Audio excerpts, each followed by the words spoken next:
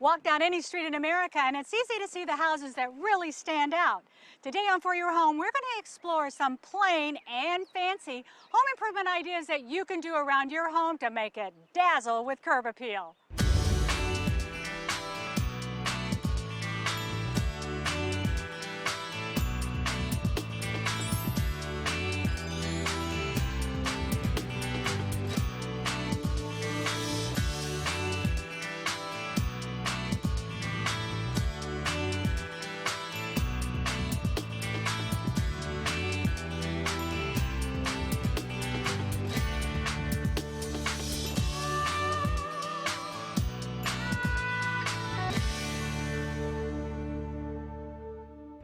When we're making our windows and doors, and even when we're not, Pella is helping to protect our environment in communities across the country through forest stewardship, pollution prevention, waste management, and other green initiatives. Not only because it's good for business, but because it's the right thing to do. And frankly, it's just part of the way we've always done things. Because at Pella, we believe we're not just making windows and doors for houses, we're making them for the people who live inside. Pella, viewed to be the best.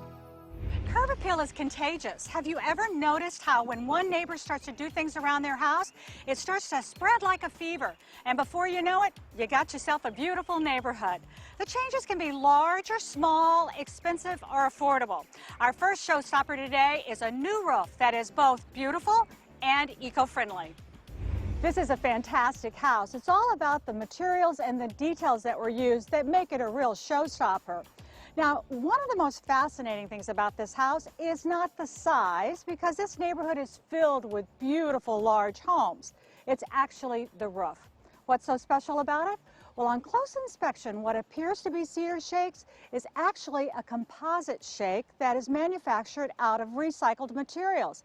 It's engineered to look like cedar shakes. Take a look at a house that has been roofed with standard asphalt shingles. Then, take a look at our house. What a huge difference. It really makes it stand out. This is Jim Nash. He's with Enviro Shakes, the manufacturers of these shingles. How you doing today? Very good, thanks, Vicki. Good. It is a beautiful roof. I love that. It looks so great. Now, tell me what's in these shingles, though. Well, the shingles are made out of post-industrial plastics, so it's 95% recycled material. As a composite, it's a fiber-reinforced resin. And then we also use, as well, some tire-derived rubber in the product as well. So the things that would be going into a landfill are now being recycled. I love that. Typically, it's just to divert the material into another use. Okay. Now, I do know that they're more expensive than, say, traditional asphalt shingles for a roof on a house. So how long will these last? Well, these come with a lifetime warranty. For a residence like this, the expectation is it will be on there for a long, long time, and that's the value proposition. The value proposition is that it's going to last 50, 60 years, and that means that you just don't have to replace it. So there's real value. How about the durability on it? Durability is high. Given the nature of the materials, you can understand with the composite, fiber reinforced, rubber and other things, it tends to be very, very durable. And for the same reasons that you don't want to put it in the landfill, is a great reason why you'd make another product to put it up in the environment. Because traditional cedar shakes that are available, like today's cedar shakes, the life of those is very short. Yeah, it can be. Comparatively to this, extremely short, literally 3 to 4 times less. So the value proposition is that longer lifetime, 3 to 4 roofs versus 1. Okay, can you walk on this? Oh yes, absolutely. Okay. It's very strong. Okay. Extremely durable. You can take a hammer, you can nail it, or a hammer on it, whatever you want to do. And a lot of times we find this is because that would be beneficial, like if you have like a hailstorm or high wind, hold up to that. Hail for sure. It will withstand heavy hail. The other thing is if you're in a forest or setting or where limbs of trees may fall and you don't have to replace the whole roof, it's extremely durable in that regard. And other things, if to get up, if you need to work on your chimney, right, and you want to walk on the cable guy, and then you got to replace a part of the roof because So good. Those are all simple things. Okay, how about the maintenance? Because that's always a big issue for homeowners. What about the maintenance on it? No maintenance. Nothing. You just leave it. You don't have to treat it with any kind of a topical treatment or anything like that. And you just leave it on, continue on. It's maintenance free. No mold, no mildew, like you have with No, you're not going to get that. In some cases on the north face you may get some moss, you can pressure wash that off, but it's made with anti-fungicides and it doesn't absorb moisture, it doesn't absorb water at all. Okay. So that prevents the outbreak of that. Well, I love the fact that we're recycling materials, we're keeping them out of our landfill, and for Yes. a homeowner, it's a really durable product. Yes. But, you know, from a designer standpoint, I love the way it looks, and it's just a great look for a house. It makes Well, such thanks. a difference compared to like a regular asphalt shingles on another roof. Yes. Yeah. Yeah, and if it looks good, you know, hopefully more people can use this type of product and get the value out of it. Thank you so much. Appreciate it, Jim. Oh, my pleasure. The true test of any product, of course, is how easy is it to install and what's the return on investment to the homeowner. This is Jay Robinette, and he's the builder of this beautiful home. Jay, this is a fantastic place. I just love what you did. And you know, you designed this house, and I'm sure when you were looking at it, you were thinking, cedar shakes for the roof? I mean, I would think that.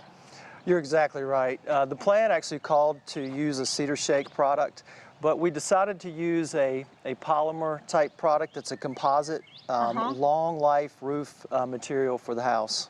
Well, you know, I know you've got stone and you've got, you know, bricks, you've got a lot of metal, big timbers, things that are really going to last a long time, so the roof's got to hold up too. You're exactly right. And with this particular product, it offers a lifetime warranty, so we know that it's going to last a long time. And you know, how about installing? How easy was it to install, and is it more expensive to install than, say, typical shingles would be?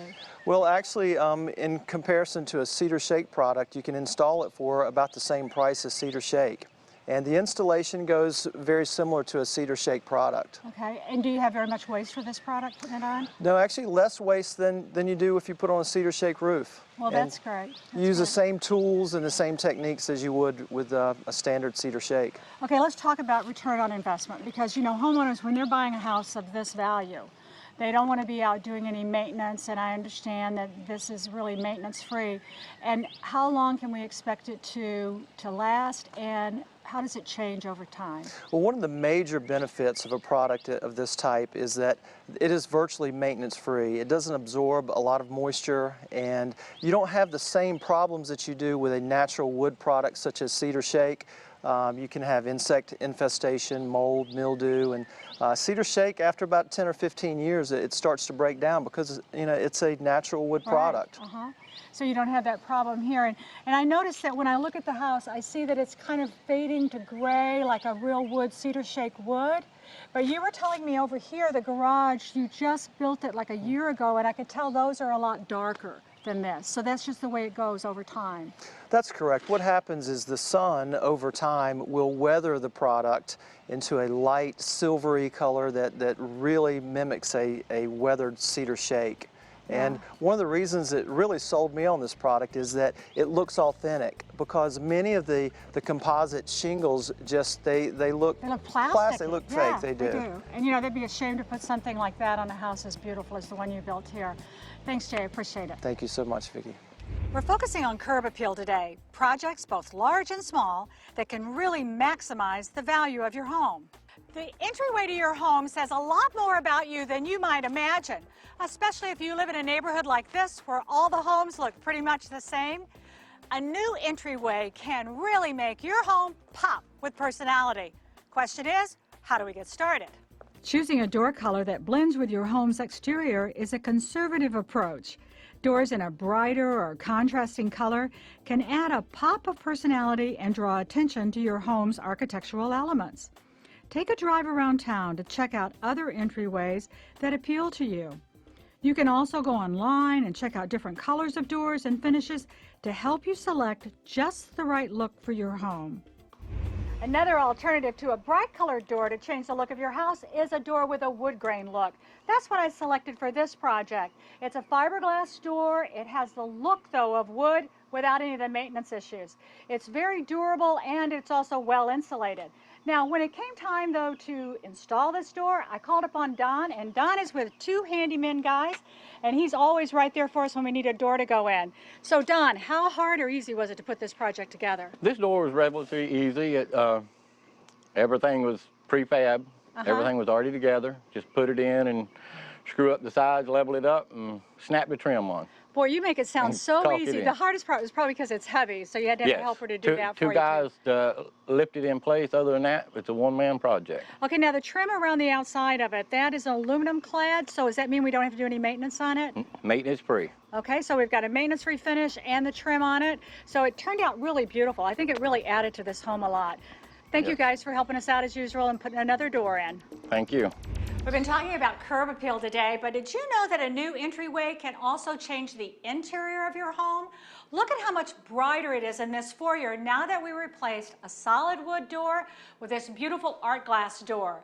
We have maximum light and we also have privacy because of the leaded glass that we selected for the door. It's a little bit of a distortion of the image, but we still get a great view and lots of light. So when you're making that choice, remember the exterior as well as the interior. We had the interior on this door finished at the factory in a white, which matches perfectly with all the rest of the woodwork. There are lots of affordable ways that you can add great curb appeal to your home. Trimming overgrown bushes, improving the quality of your lawn, and planting some colorful container gardens. Even if you've never gardened before in your life, you can create spectacular container gardens in just a couple of hours. Now, several years ago, I bought these wonderful black metal planters. What I found out was the planters weren't as expensive as I thought they were. What was expensive is how many times I replanted them year after year. So this year I decided that I was going to use some great perennials in my containers. That way, I don't have to replant them every year. So if you're on a budget, think about that. Okay, first you want to start with some great dirt. And in a container, you should always throw out the dirt from last year and put in fresh potting soil so that you have more nutriments in it and it has some great additives with it. Trying to use that old soil just makes your plants struggle. Now, one of the secrets to a container garden is to have things that go down and things that go up.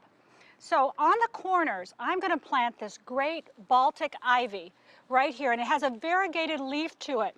And one of the things that you want to remember in your container gardens is variety. So having the variegation on the leaves is more interesting than just plain dark green. Okay, the next plant I want to add to the container are phlox. And we kind of had a bad rainstorm last night, so some of these are a little worse for wear, but they'll perk right up in just a couple of days. And this is a perennial, so it will come back year after year. And this is a perennial that blooms from spring right into autumn. That's the kind you want to look for, because in a container you always want there to be color. Now, this is a knockout rose bush. It's a yellow rose bush, and you can control how large it gets simply by pruning it back each fall. Now, I'm going to take it out of the bucket, dig ourselves a nice big hole. In fact, let me grab my bigger spade that I have over here. This is actually an ice scoop, and it's one of my favorite gardening tools. Now, when you plant a rose bush, or any plants as far as that goes, it's really important, grab a bucket to put some of this dirt in, it's really important for you to not dig your hole too deeply. You want to be sure that the plant is deep enough that it can grow, but not so deep that you cover the original level of the dirt. So, put our rose bush in, wiggle it down, and see we're just at the height we want to be. Because when you press it down, you'll get out all the air pockets and you'll be in a good shape. Work your dirt around the front of the bed and around the back of the pot. Okay, I'm going to come in here and top off with some more of the dirt that I took out. And see how nice it is to work with this kind of nice fresh dirt. It's got lots of, nutriments in it. It also has some water suspenders in it, so you don't have to water as often. Now, all I have to do is continue the same process on the other side of my container. I've planted 4 of these great containers to line my sidewalk up to the front of my house and at the side of my house. The real secret to doing container gardens, of course, is to shop for the right kind of plants. I always try to match up the colors of my house or my garden every season with various plantings of annuals. Then I also like to take into consideration what the flower pot looks like they're going to go into. For example, this is one of my favorites. This old man forest right here. I think he is just a dynamite planter. So for him, I chose this wild grass to go on the top of his head, and I think it looks like he's growing really wild and crazy hair. For the front porch, though, you might want to do something a little more conservative, and you might want to think about buying some of the new lightweight pots. Terracotta looks really good, but number one, it soaks up a lot of water, so you have to water more often. And second, if you forget and leave a terracotta pot out in the wintertime, even here in the Carolinas, you're going to run the risk of it breaking as the dirt inside of it freezes and expands. So these are much better. Now, in the bottom, you always want to have a drain hole for all of your container gardens. Otherwise, your plants will rot. But we want a hole, but we don't want one that the dirt washes right out of. So I like to take a flat rock like this and then just place it directly into the bottom of my flower pot like that. The water still seeps by it, but the dirt doesn't run out. So try that little trick. Now, let's look at some plants that would look great in this blackish tone planter. Now, this is a Persian shield, and in container gardens, you always want something tall. Remember, like we did with the roses, you want something that's tall and elegant. So this is a great choice for the center. These little white hip hops are adorable, and they are going to just cascade over the side. It breaks up all the darkness of this plant and the pot by having the small little white flowers. And then these lavender verbenias right around the side, mixed together with the hip hop with a nice Persian spear in the middle, will make a spectacular container garden. To plant a garden like this, it's going to cost you about $25.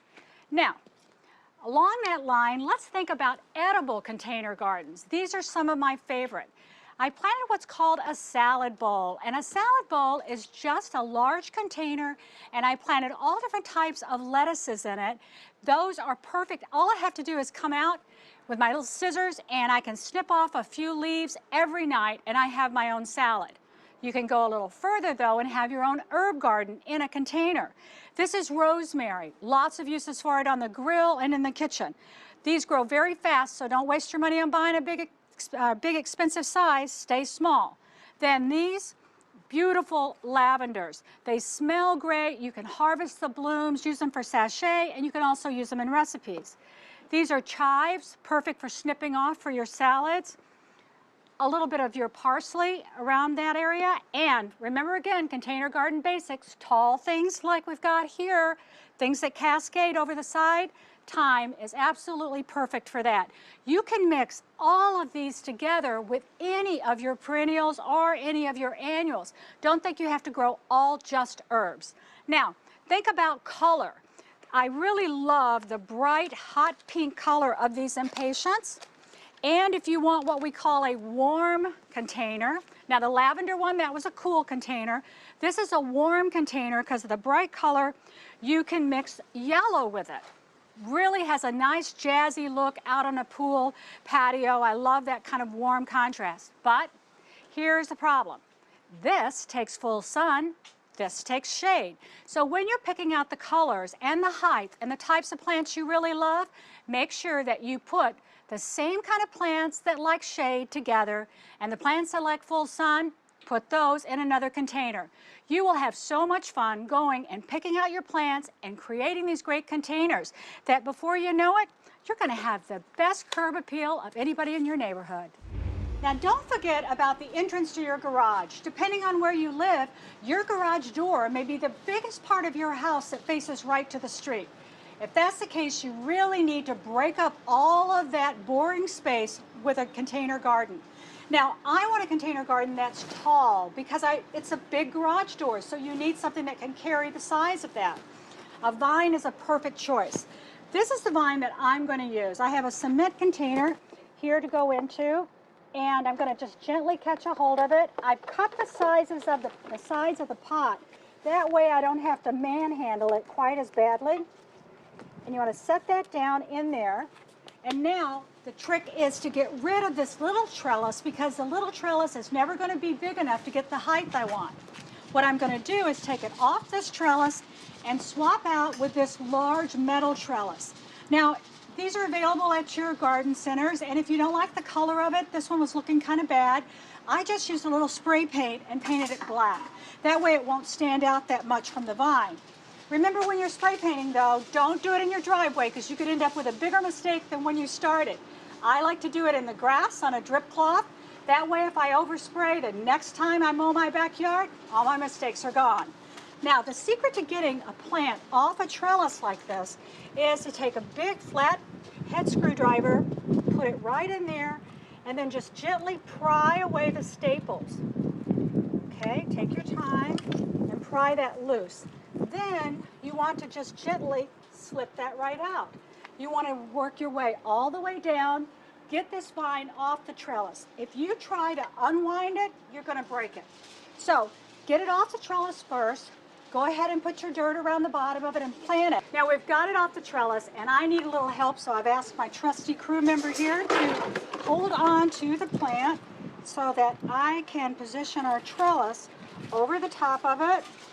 And we want to just get this into the four corners of our pot. You got it over there, babe? Okay. All right, now then gently, don't shove it yet. Let me lift this up. Make sure you get them all up. Definitely a two-person job. Now you can push it. Whoops. You're clear everywhere? Got it. Okay, so we're going to push that right down. It'll anchor itself. Thank you, dear. Now you can start having some fun by taking your trellis and just take each one of these loose little vines that you have here, come out to your edge of your new trellis, and just start gently winding it around. You're just going to train it. And once you get it to this point, it's just going to take off on its own and it'll just start climbing right up this. And all summer long, we'll have these beautiful white flowers. Now remember, great container gardens go up and they also go down. Once you get your trellis in position and you get your vines on it, then I'm just going to tuck some of this variegated English ivy right along the edges of this pot, so it'll just trail down, so it'll be really beautiful. And because this is a perennial, it'll stay nice and green all winter long as well. So if you've got a garage and it faces the street, add some curb appeal. Flowers are the bling of the garden. They're colorful, fun to buy, and to fuss over. I don't think that there is a gardener out there that doesn't dream about growing beautiful roses. Well, they can be pretty tough, pretty temperamental. Up until a few years ago, we only had hybrid roses or climbing roses. We had to really take care to keep the bugs off of them and black spot. Now, though, we have what's called knockout roses. This is a gorgeous yellow knockout rose. They're available in pink as well as in a kind of reddish dark color and a pale pink. So when you're working with knockout roses, they're a lot different than your hybrid roses. Not only do they bloom all season long, but you have to do some maintenance to these. You know, they don't just go on their own without you helping. If you want to make sure that you have those blooms all season long, you have to get rid of the old bloom. What do I mean by that? That's called deadheading. Now, do yourself a favor when you're working with roses, invest in some good gloves, not those little flimsy cloth ones that you use for planting or cleaning up debris. These are nice leather gloves so that the thorns don't poke through and hurt your hand. Now, some varieties have more thorns on them than others. See all of these little tiny thorns going up the stems here? And then they also have these great big ones here. You want to be sure you protect your hands. Okay, here's our first step for doing our pruning. Now, this flower right here, this one is almost to the top of its prime, but it still looks pretty good. These down here are gone, so I'm just going to come down to the base and just cut the two of those out and throw it away. Then look around your plant and find other areas that you need. Now, this is a great relaxing part about gardening. Deadheading, I think, is the best part because it just lets you relax and enjoy your garden and always keep it looking good. So a little daily maintenance or once a set week, perfect. Now, once you get those trimmed off, the next type of pruning you're going to do is a lot heavier pruning. We want to make sure that this is going to bloom back again. So when all of these are through blooming, we are going to go back down the stem. We're going to follow it down until we have a group of leaves. There are 5 on a branch. That's where we do our trimming. If we trim, that's because that's where it wants to put out a new shoot. See this one right here? If we cut here, this little rose bush we're going to lose. So we're going to go on down this far to the next clump and cut it at an angle, okay? This I am going to take this little beauty in my house and put it in a great little vase. So when you're working on your roses, make sure that you have a container of water with you. So as soon as you trim your roses, you can pop it right down into the water like that. Then you can continue to work around your rose bush, deadheading it and keeping it a nice controlled size. This way, your rose bush will bloom all summer long for you. So that's all there is to do to take care of your knockout roses. When the season is all over, if this has gotten way too big for the area, go ahead and hard prune it, meaning bring it down to about 1/3 of its size. Don't go any more than that. So if you've got a 3-foot high rose bush, take it down to 1 foot. Then in the spring, it'll put out and it'll be this full within a month or two. If you want to grow roses, this is a perfect answer for you. We have had a jam-packed show today. We've toured some beautiful neighborhoods, transformed entryways, created beautiful container gardens, and all in all, just had a lot of fun playing in the dirt, creating curb appeal for our homes. I hope you'll join me next time right here on For Your Home when I'll share more ideas and projects for your home.